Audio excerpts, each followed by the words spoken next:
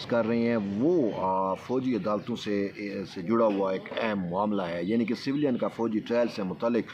جو معاملہ ہے اس کی سماعت کل چیف جسٹس عمر عطا بندیال کی سربراہی میں 6 رکنی بینچ کرنے تو جا رہا ہے، لیکن آج ایک بڑی اہم ڈیولپمنٹ ہو گئی، اور وہ ڈیولپمنٹ کیا ہے کہ حکومت پاکستان کی جانب سے آج ایک جواب جمع کرایا گیا، اور اس جواب کے اندر واضح طور کے اوپر کہا گیا کہ آئین پاکستان جو ہے وہ اجازت دیتا ہے، آئین پاکستان الاؤ کرتا ہے کہ سویلین کا ملٹری ٹرائل ہو سکتا ہے، اور خاص کر انہوں نے کہا کہ وہ سویلین جنہوں نے آرمی تنصیبات پہ حملے کیے ہیں تو وہ آئین پاکستان کی روح سے، آئین پاکستان کی روشنی میں ان کے ٹرائل کی گنجائش موجود ہے فوجی عدالتوں کے اندر۔ تو یہ تو حکومت پاکستان نے واضح طور کے اوپر آج موقف اختیار کر دیا، اور اس موقف کے بعد جو ہے وہ خود عدالت کے لیے بھی ایک پریشانی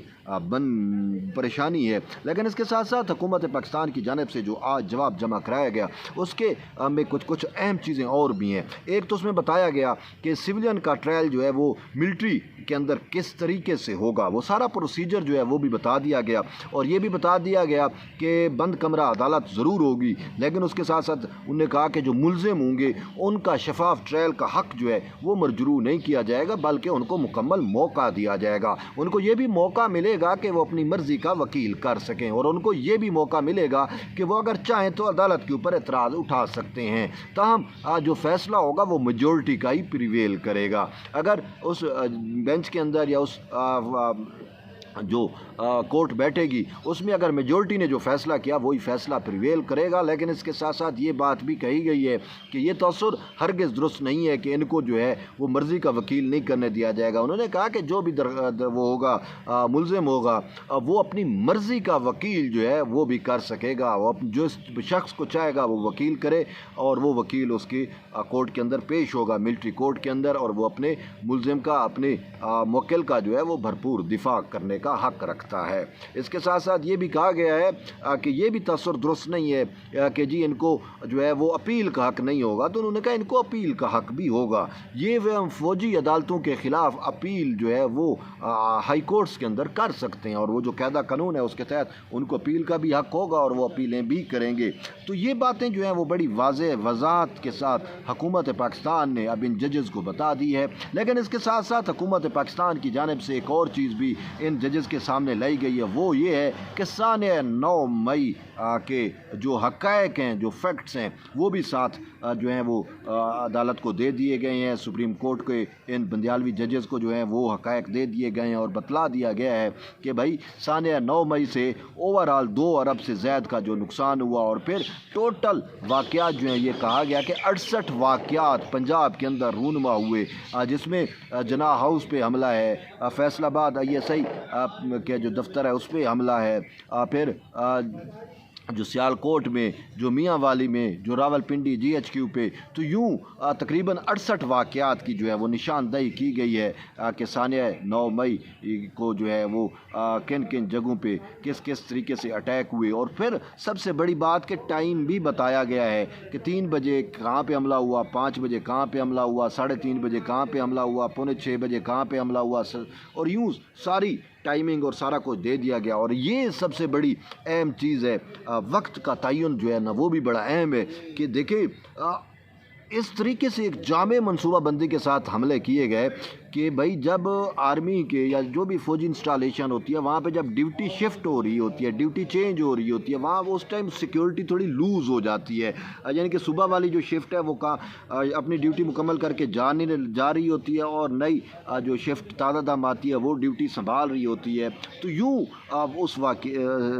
اس ٹائمنگ کے درمیان جو ہے یہ اٹیک جو ہیں وہ کیے گئے۔ پھر اس کے ساتھ ساتھ ایک بڑی وارننگ یہ بھی ہے کہ بھائی جو پاکستان فوج کے خلاف جو ہے کلبھوشن یادو کے معاملات ہوں یا شکیل افریدی کے، کہ وہ جو ایک اس تناظر میں جو پاکستان کے فوج یا پاکستان کی سالمیت پر حملے ہونے کی باتیں کی جاتی ہیں یا کوششیں کی جا گئی ہیں، تو یہ اسی سانیہ 9 مئی کا تانا بانا اسی سے جڑتا ہے، تو یہ ایک بڑی الارمنگ صورتحال ہے۔ لیکن اس سے بڑھ کے ایک اہم ڈیولپمنٹ ہے، وہ یہ ڈیولپمنٹ ہے کہ وہ خود چیف جسٹس عمر عطا بندیال کے لیے بڑی پریشان کن ہے۔ وہ کیا ہے کہ جی ثانیہ सानिया 9 मई से के लिए जो है सानिया 9 मई से मुतल्लिक जिनका सिविलियन का ट्रायल होना है फौजी अदालतों में, वो जो मुकदमात अब ये 6 रुकनी बेंच सुन रहे हैं, तुमने कहा 6 रुकनी बेंच ना सुने, आप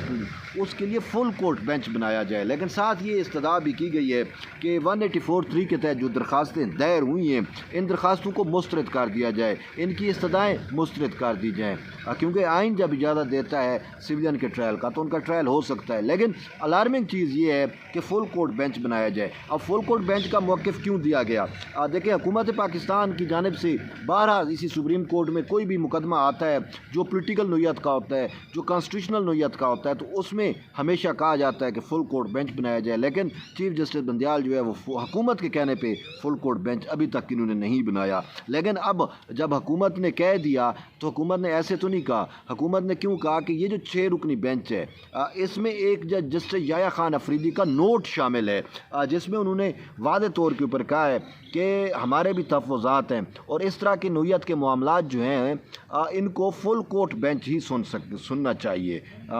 और फिर सिर्फ याया खान अफरीदी नहीं, लेकिन अगर आप इसकी तारीख़ देखें, इसकी वो देखें, तो ये जो बेंच है जो ये मिलिट्री ट्रायल से मुतल्लिक दरख्वास्तों पे बेंच बनाया गया, ये टोटल 9 रुकनी बेंच था। इसमें 2 सुप्रीम कोर्ट के नामज़द चीफ जस्टिस काजी फैज़ ईसा और सरदार तारिक मसूद भी थे।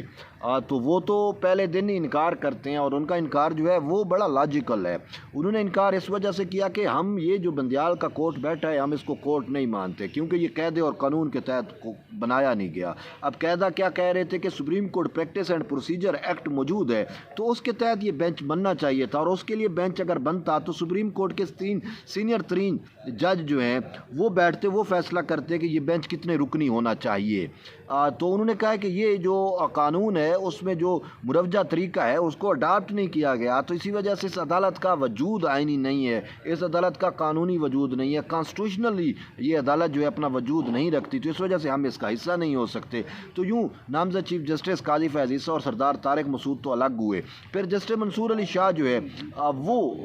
वो बाद में अलग हो गए। वजह यह थी कि एक दरख्वास्त गुजार साबिक चीफ जस्टिस जवादस ख़ाजा उनके करीबी रिश्तेदार थे और उनके भी तहफ़्फ़ुज़ात थे, वो भी यही कहते थे कि फुल कोर्ट बेंच बनना चाहिए, लेकिन उन पर एतराज़ हुआ, वो भी बाहर चले गए। तो यूँ 9 से ये बेंच सुकड़ के 6 रुकनी हुआ। अब 6 में भी एक जज जस्टिस याया खान अफरीदी मौजूद है जो ये कहता है कि भाई यहाँ पे फुल कोर्ट बेंच ही होना चाहिए। अब हुकूमत पाकिस्तान ने भी यही कह दिया और हुकूमत पाकिस्तान की जानिब से शायद जस्टिस याया खान अफरीदी के उस नोट का हवाला जो है लिया गया या उससे